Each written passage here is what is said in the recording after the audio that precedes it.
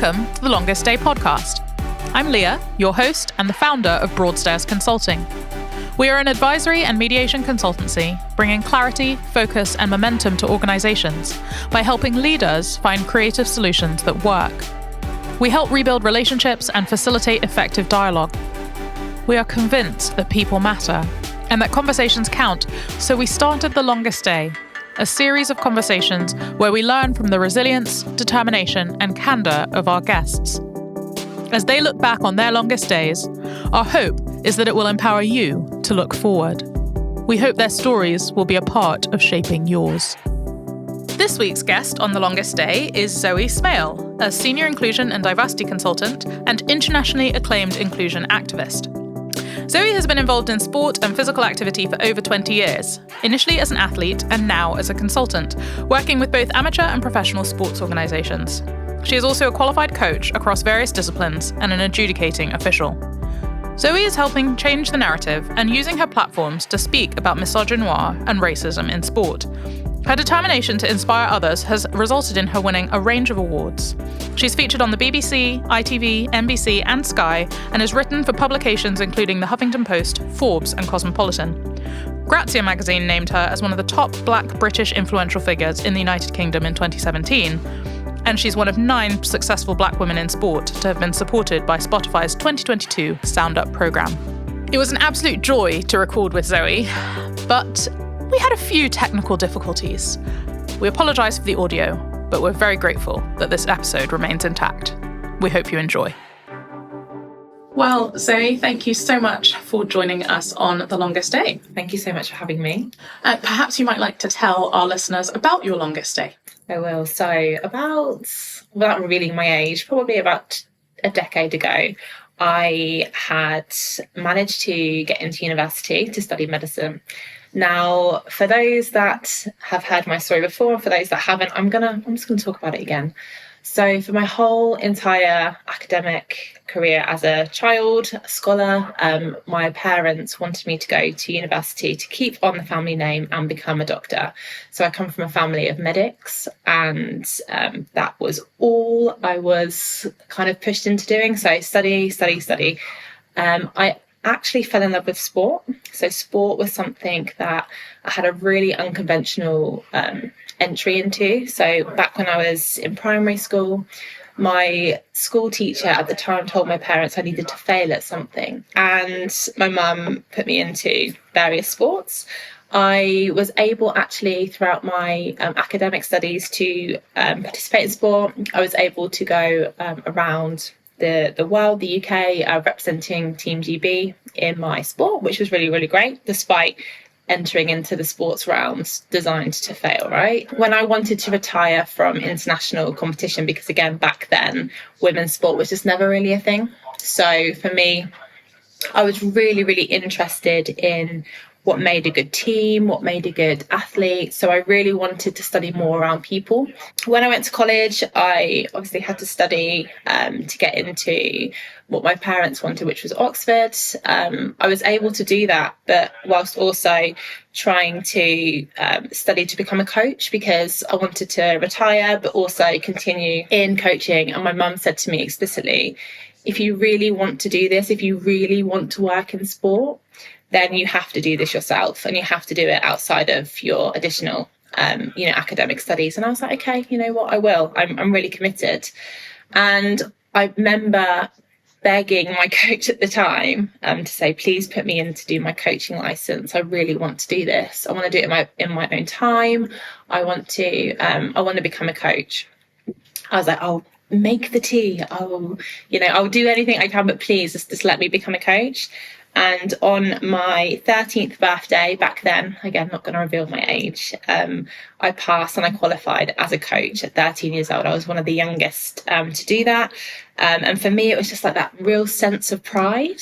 And again, I was studying for my GCSEs because my parents were like, year 9, you need to get ready. You need to make sure that you're, always studying, doing your sciences, doing maths, lots of extracurricular stuff around academia.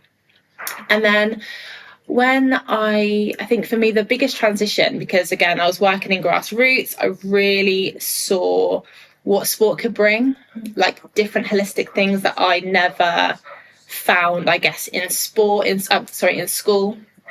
I really struggled to kind of fit in at school. I knew that I had to keep my head down. I knew that I had to work really, really hard to get where I needed to be to make my parents proud. But actually, sport was my first love. It's kind of like that toxic love where you're like, you know what?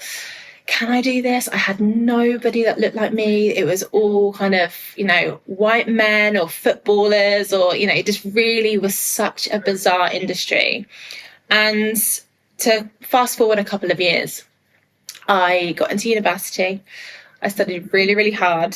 I, was still continuing to coach. And at university, it was great because actually I was qualified as a coach. So rather than, working in retail or working in a supermarket, I was able to coach alongside that. So university, working with the student union, I could coach there.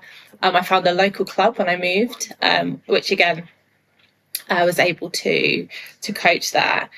And whilst I was in my second year of university, I then began to feel the burnout. I think being a junior doctor, studying medicine, trying to meet ridiculous deadlines, working, I really found a massive disconnect between where I wanted to go next and what I was actually doing. And a part of me was like, I don't want to let my parents down, like they have given up so much to break this generational curse of, having to make ends meet. They really wanted the best. And I think when you're so close to your family, when you're so close and everything that they've, sacrificed for you, everything that they've kind of, put you through to make sure that you had the best start in life, I was just burning myself into the ground. Because what do? Do you say, you know what, Mum, Dad, I'm going to drop out of university and I'm going to work in sport? Or do you go, you know what, I'm going to live a life of misery. I'm not going to be my complete authentic self. I'm going to be living a lie. And how long can I really do that? Because in my mind, it would have been so much easier for me to say, you know what, Mum and Dad, I am not going to become a doctor, but I'm going to become a lawyer. Or I'm going to, work in finance or, something. But sport? Really? Because again, back then, women's sport wasn't a thing. There were no female leaders. There were definitely no Black women leaders. And I realised really early on that in order for me to progress in sport, I'm going to have to be the first. I couldn't see it. So I had to be it. I had to have that thick skin. I had to be the first person. And that for me was when EDI activism really entered the chat. And, I'd turn up for coaching courses and I'd be mistaken as the cleaner. I would go and do my officiating exam and have to do it twice because they couldn't believe that I would score 96%. Those are the sort of things that we're talking about even, 10 years ago. I had to work quadruply as hard. I thought my end goal for me was to be a high performance coach. And again, I had some fantastic allies in that space that allowed me to enter, try new things, championed me in corners where I wouldn't have never, been able to go to. But, let's go back to the moment where I told my parents that, you know what, this is enough. And I was working in the hospital, at the John Radcliffe Hospital, and I'd just seen a really sick patient, really, really sick patient, and we lost them. And for me, that moment there of not being able to win or not being able to save that person, that was the first time I'd ever, had to experience someone passing, but in my care, not solely my care, but in that moment where I was kind of watching over them. I thought, I can't do this because this is the first and this will be the last person that I ever have to witness passing this life. So I remember going home, I'd just done a 12-hour shift. I sat on the edge of my bed and my hands were shaking, really, really shaking. And I dialed the phone. I picked up my phone and I dialed my mum's number. And she didn't answer at first. And you know that moment, that feeling where your heart is beating so fast, you can literally feel it in your throat. I was like, I'm just going to have to call her in the morning. Anyway, long story short, I called her in the morning. She answered. She was so happy. You know, like my mum was like kind of very mellow and like just, you know, she worked in a hospital, so she was very mellow. But this particular morning, she was so happy. And I was thinking, oh my God, goodness. So we kind of did the whole small talk, the usual thing that we did. And I remember just like I could feel like the tears just burning down my face. And I just said to her, Mum, I can't do it. And she was like laughing and joking, going, oh, you know, like, what can't you do sort of thing. You know, today's not that bad. And I said, I can't continue with my studies. I can't continue. I don't want to become a doctor. And I remember like literally everything that she said after that, I just didn't take in, didn't register. Still to this day now, I have no idea, because I think there was just big, overwhelming relief that I'd finally got it out in the open. It was like this secret that I've been hiding for such a long time. Like I never really wanted to do it, but I thought that if I did that, they'd be proud of me. And she was like, well, what are you going to do? And again, without really thinking, I just said, I'm going to work in sport. And then the phone went dead and she'd put the phone down, and I just thought, that's it then. It's, you know, sink or swim. We've just got to do it. So from then I packed all my things up from Oxford. I got the first train home. And as you can imagine, the relationship was just broken. And I thought, I'll just give her time. I'll give her time. I was applying for jobs left, right and centre, working in sport. I had my coaching qualification, and actually it was quite a sought after one. I had loads of experience as well. So I was lucky enough to actually move away into the Midlands region, which is kind of where I reside now, and work with a club who had sort of your recreational level athletes and also athletes in the high performance. And I thought, you know what? I'm just going to stay here. It's a full-time job in sport, which again was really unheard of back in the day.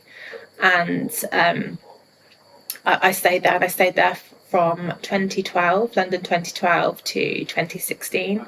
And from there, I was able to, you know, tour internationally. I was able to, you know, see different things. I was head of recreational activity. So I was working more with the grassroots, but I was able to work my way up in that time. And then from there, I was like, okay, what's next? What a story. Where did you find the courage to prioritise yourself over your parents' expectations? I think for me it was, if I go back to childhood, my parents, although they wanted me to, you know, become a doctor, they taught me that actually it's okay to fail. The fact that they were trying to relish in that. And I think one thing that they gifted me was the power of belief and believing in myself. And it kind of came back to bite them, I guess, because I was so confident in my abilities. If I really want something, I can get it. You can't tell me that there is nothing in the world that I can't have, that I don't want, that, you know, that I want, because at the end of the day, we've got to be strategic. Sometimes things take time, but I 110% believe in myself. And that's come from my parents' teaching from such a young age. And I think when I've got a goal or an ambition, it's never going to be smooth. It's never going to be on a positive trajectory up. There's going to be lessons or there's going to be blessings. How did your longest day change your relationship with failure? I think for me, I always saw failure as an opportunity, because just because one door closes doesn't mean another one can open. Like, it's not the end. And it took me a really long time to really begin to understand that if you have failed at something, it isn't the end. And I think when I look at how I dropped out of university because I'd failed at something, but actually looking back now, because of that, I was able to have such a successful career in sport. It kind of was a bit of a byproduct of that. So for me, I'm like, failure is part and parcel of any journey. You have to fail, because the comeback is always better than a setback. Now, there are many people who would say that choosing to drop out of university because your heart is not in something isn't failure at all. How did your coaching expertise help you become a trailblazer in those early days as you pursued where your heart was leading you? I think coaching for me is getting the best from people. And I don't think it should stop with giving. I think or giving to others, should I say. I think coaching for me also is that internal monologue. We spend a lot of time inside for me personally, I spend a lot of time inside my own head, motivating myself. That internal monologue is constantly going and going and going and going for me. So I think coaching is that development piece of how can we be better? How could we do things differently? Are we really sure that this is our final answer? Do we just want to, do something else? You can keep going. So I think having the opportunity to coach others and seeing my ability in helping them become their best self, I was like, let's see what I can do. Let's, take my own, I guess, a taste of my own medicine, excuse the pun, and just see how far I can go. So I think from overtly being a coach for external athletes to then saying, I'm going to coach myself because actually my head is noisy. So let's turn that into being a positive. That really helped me keep going. That really, channeled my inner fire to always be outside the comfort zone, to always be residing outside that box, because, a Black woman working in sport still is really, really hard to find. For those who aren't familiar with your story, who might presume that in leaving university you still had a safe place to land, what advice would you give to somebody who has their whole support network stripped away from them and who has to go it alone but has a vision? You never know what's around the corner, for me, was a huge mindset that I had. I think the only person, and it sounds really cliche, the only person that you really do have is yourself, because tragedy, people get taken away. There are so many external variables that we just are not in control of. So control the controllables. If you've got a dream and you've got a aspiration or you want to try something, give it a go. You might fail, but actually, where is that going to lead you in 5 years' time? Because I do feel like we live in a society where we have to have everything together by the time we're 21. We're seeing that on social media with, the Gen Z and Gen Alpha. Digital lives are there, and it's only a small snippet. So yeah, for me, I would to kind of go back to the initial question is, we never know what's around the corner. So, that one last rep or one last book or, one last could really project you into something else.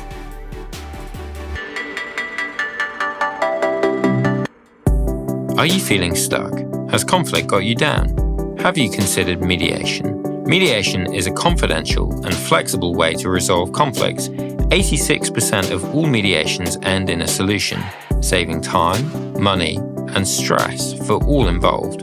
Thanet Mediation Centre, a Broadstairs consulting initiative, offers mediation services to individuals and organisations in Thanet, Kent, and further afield. For more information or advice, email us at info@broadstairsconsulting.com. We are here to help you move forwards. One of the challenges of being the only in sport particularly is the expectations on you to be successful. You're obviously very driven, but it strikes me that you walked out of something because of somebody else's expectations, and you went into something because of your own expectations. How did you manage the expectations of everyone who was looking at you as a new entrant into sport? Do you know what? I didn't realise the enormity of what I was doing, and I still don't. I still, in all honesty, I still don't, because even now when I look at kind of my coaching accolades and I look around a room, I am still the only. And I guess I was so focused on making my parents proud and proving a point that I didn't realise the byproduct of being the only, because, again, kind of linking back up, I am driven. So it came out in other ways, seeing how I was treated, how I am treated, how we're seeing Black women being treated in leadership positions in general, let alone having it in sport. But I think for me, it was always after a talk or after being somewhere or seeing the athletes. And, recently there was, I'm coaching a new cohort of children, of women actually, who are in the Centre of Excellence programme, performance pathway. And one of the athletes came up and said to me, she's like, I've never had a Black coach before. And just seeing her beam, a smile, like just smile, and it means so much. Like just hearing that, like almost like that moment of, I feel seen as an athlete, and having that representation, having that safety to say, you know what, if I need to talk to you about something, or if something doesn't sound right, or if there is a microaggression, I've got someone who's got my back, because I never had that.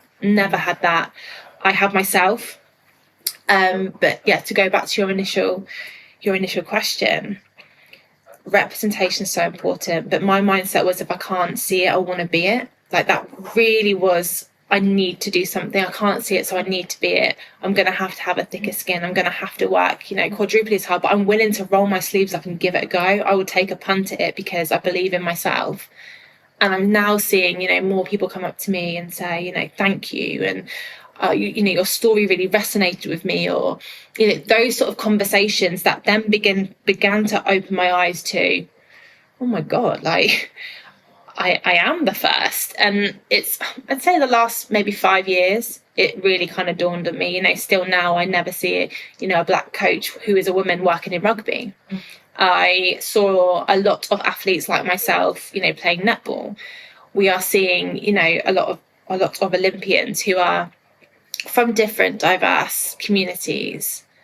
But when we look at the people behind the scenes, when we look at, who is making decisions, when we look at our leaders, there is still no one that really looks like me. And from my generation, there's a lot of older, but that there isn't anyone. So I'm glad that I can fly that flag, but equally it's terrifying. It strikes me that even the trailblazers need a tribe. How have you found your tribe, and how do they support you? I have some fantastic allies, which is a term that I don't use lightly. There have been some really amazing people that I've had the absolute privilege of sharing spaces with. And without those people, I definitely would not be in the position now. So there was a man called Paul Hall, which some of you might know is the GB Olympic coach for boys. And he pushed me to places and made me understand more around myself that I would have never been able to get for myself. He really challenged me, but in a constructively positive way. I've also had people that really believed in me. And I think never, ever underestimate the power of believing in someone's dream or ambition. You don't have to necessarily agree. You don't have to do any of the legwork. You don't have to, finance it or anything like that. But just believing in someone and say, you know what, Zoe, you've got this, for me was just the little glimmer of hope that I needed in those moments of what am I doing? Because there's been a lot of those. I've been like, why did I do this? Why have I dropped out? My life could have been fantastic working for the NHS right now. I mean, there are some people who would disagree with that. So. Back in the day. So I think for me, having those people, having those, and still now saying, you've got this. And they're not from, like who I would say, like my traditional community, they're not directly related to me. They are from very different walks of lives, but they've got my back. And there are a few a few that I still talk to now, who I will just try and flesh out some ideas, and they've stuck by me the whole time. They've believed in me as a person. They might not have necessarily believed in my dream at the time, but they believed in me. And I think that was really, really powerful. I love that. Last question. I can't imagine food was anywhere near the top of your list on your longest day. But if you had to live it again, what food would you choose to fuel it? I would love to kind of go back to my nan's cooking. My nan passed in 2008, which was a couple of months before I made the decision to drop out. And she always used to make the most amazing pies. And again, long story short, I've been a vegetarian for a very, very long time, and my nan used to make these immense chicken pies. But she always used to make me a special one because I was her special girl, and she made me a cauliflower one, which sounds a bit disgusting, but for me at the time, when anything vegetarian was breaded peas and carrot and potatoes, it made me feel like invincible, untouchable, and really, really special. So that would be my food choice, is my nan's homemade fresh cauliflower pie. That's incredible. Well, thank you so much for sharing your story and your experiences and your challenges and your encouragements with us. And I'm really grateful that you've come on the longest day. Thank you so much for having me, Leah.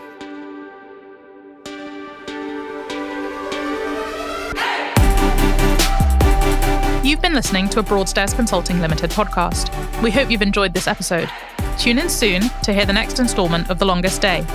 Copyright 2024, production copyright Broadstairs Consulting Limited, all rights reserved.